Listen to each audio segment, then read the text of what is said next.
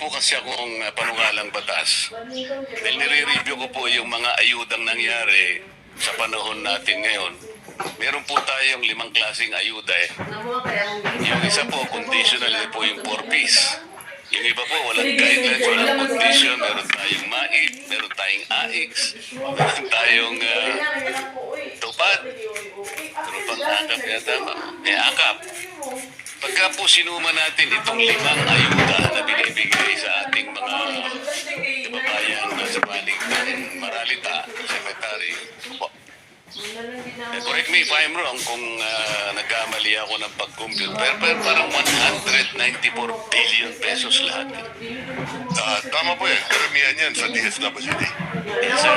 Pag sinama mo pa yung MAIP, tupad, Yung MAIP sa health yan, yung tupad, DOLE, yes, yung AIX, DSWD, and so on and so forth. correct. 194 billion pesos. Ngunit wala pong record kung ilan po yung nabibigyan.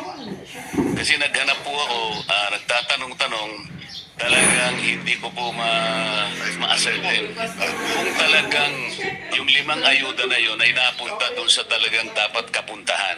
Ang iniisip ko po kasi, yung pinakamahirap nating segment sa population, numbering about 5.5 million households, or about 25 million to 27 million poor Filipinos.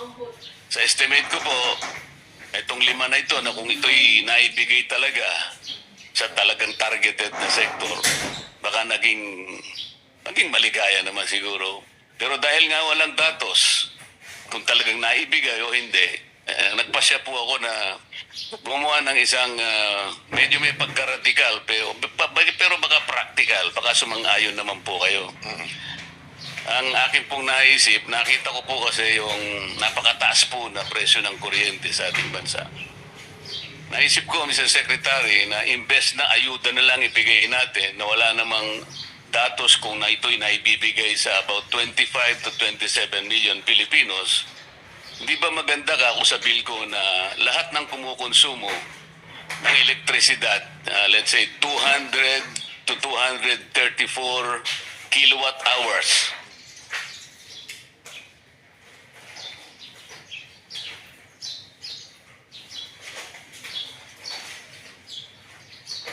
ilibre na po natin yun.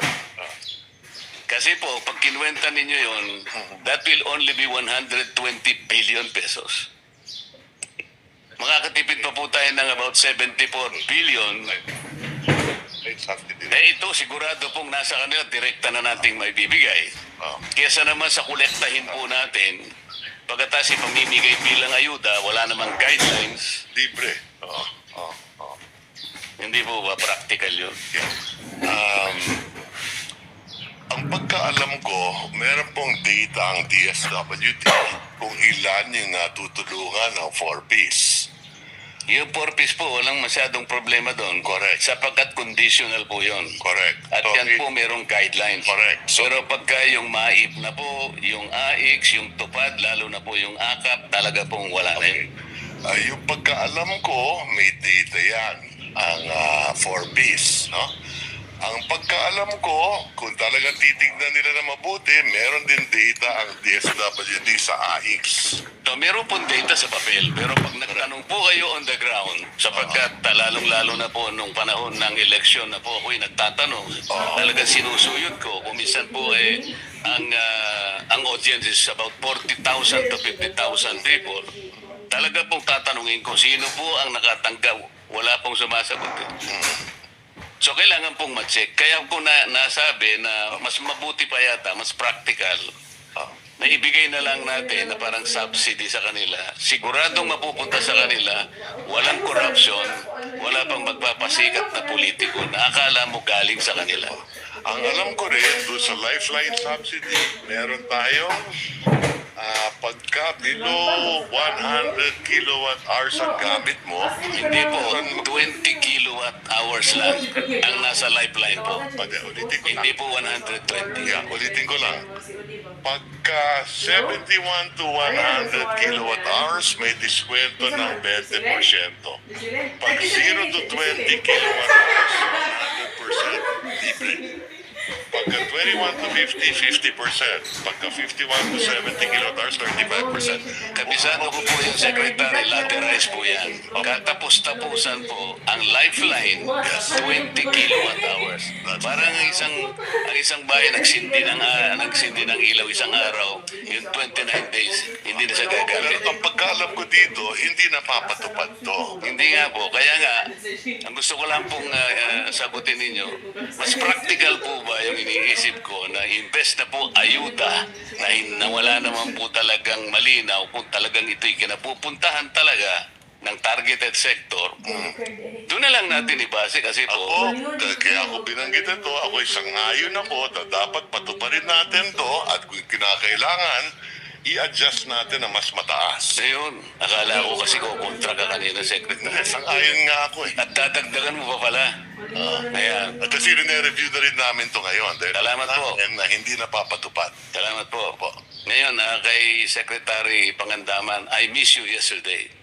Kasi ikaw ang hinihintay ko eh. Kaya lang nandito po kayo, kaya Pero sino po nandun po si... pinatawad ko na kayo. Si Mr. Toledo nandun eh. Oo. Pero kagaya po ng tinatanong ng mga kasama ko, tama lahat yun eh. Kasi po ang una kong initial na datos na hiningi ko sa inyo, yung diferensya ng NEP at saka nung GAA, talaga pong napakalaki ng diferensya. Ang itatanong ko na lang sa inyo, ba't basta kayo pumapayag ba? Kasi nung ibigay po ninyo yung mga NEP Kasama pag-test ba? ceilings po, for example, Mga sa na pero Mr. Dance. Nasa permyo. may target po kayo eh. Kasi katulad po nitong 6.7 trillion. Hindi naman po ito Wala sa tino, pumaro kaya pa yung pumatuan na. ganito nang hindi Baro yapon. pinag-usapan ng interagency Sa po medal kayo. na tuwan. Sa mga kapatid, may mga parameters po dito.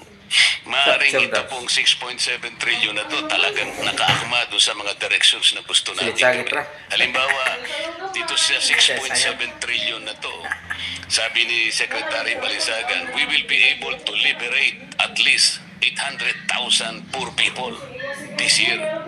Kunwari, ganun po, ano? Ngayon, madi-displace, ma-upset ngayon yung ano, sapagkat kumuha ang program, kumuha sa ganito. Tama naman po yung mga nauna kong kasamang nagtanong, kailangan may vetting procedure. Do not accept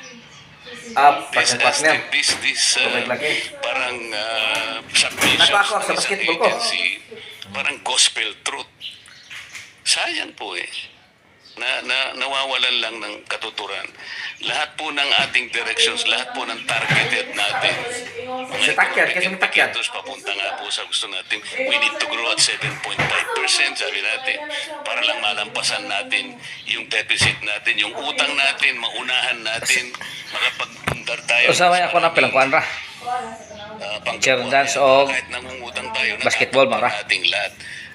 Lahat po ng ito na upset, nasisira because bigla na lang isisingit si ganito. Isang congressman, malalaman niya, paano niya ma-access yung program, hindi naman niya kayang gawin yun. Yun po yung aming mga gusto lamang sanang